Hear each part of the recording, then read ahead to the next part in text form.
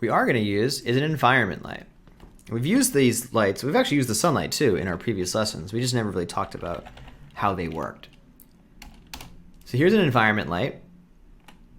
And what I want now is I want this distant light still to be here because I want to see these shadows and things in their viewport, but I don't actually want it to be used by Mantra. So I'm going to say, let's look at our Mantra node and say, don't just use any light. Well, rather, use any light, but do not use that light. So let's see what that looks like. So now we're going to use our environment light. So the environment light is a harder light to render.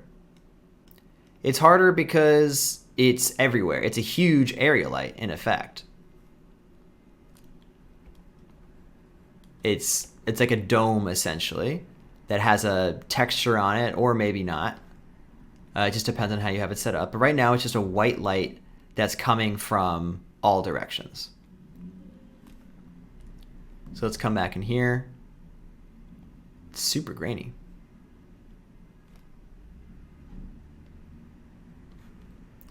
Let's go to the environment map and say HFS / which is Houdini file system. Find these HDRI images. We're going to use the Skylit Garage this time.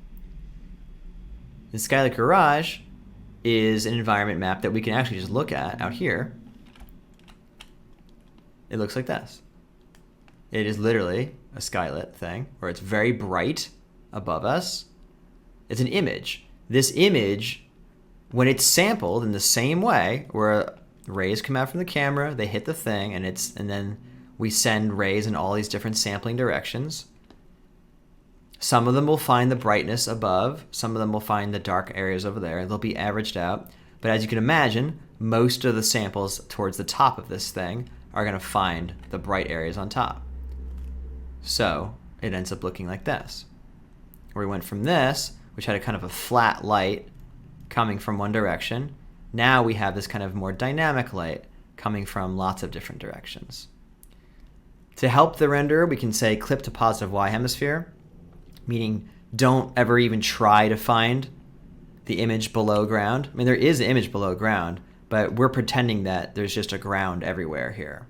So don't even bother trying to do that. So that can help things a little bit. A lot of times the environment lights, we want to make them brighter.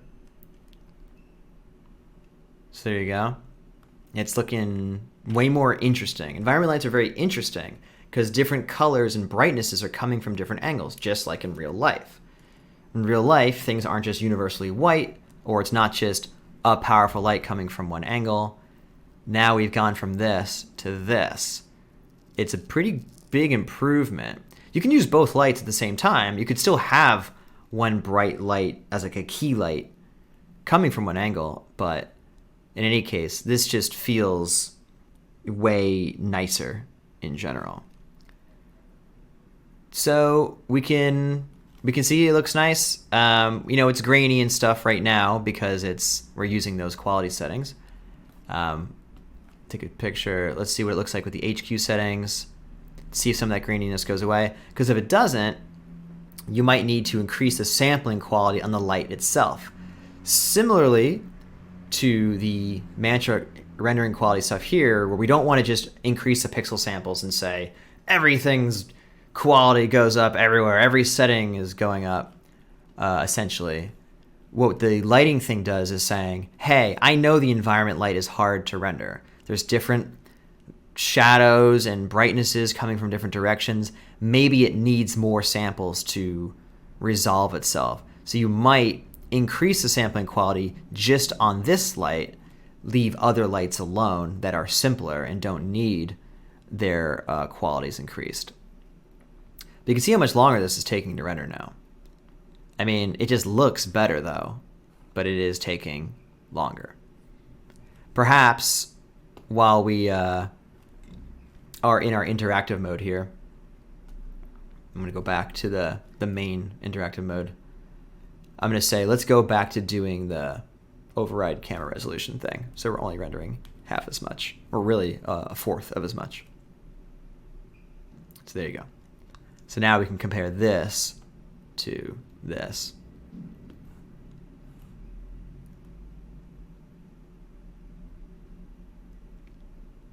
Cool. So it's looking nice. Obviously, you can use different textures on the environment light itself if you want. This is just some of the ones that come with Houdini. Lots of websites are more than happy to have you download some cool ones for a price, or you can go out and take your own. You have to like sew them together into like a spherical image, but there's plenty of software that will help you do that. In production shots, and working on movies and things, you will often be given those environment spheres. They'll be taken at the set itself, wherever the actual filmed action is taking place that you're, integrating your own visual effects into. Hopefully there are, the visual effects supervisor who was there at the set thought to take those pictures so that your effects can live in that lighting itself. Even if the specific shot doesn't have its own sphere, usually just like, a general setting, like this is the desert environment sphere, or this is the city street environment sphere. So things like that. So this is looking quite nice. I think you'll agree. Take this little screenshot. These are going to be all over the place. The HQ probably, actually, we need to make sure that when we render the HQ take later, that we are not doing half resolution. So we need to include this one and turn that off. That would be a bummer to set a render off overnight and then realize that it was just half resolution. All right, so that's that. Last thing is to talk about geometry lights.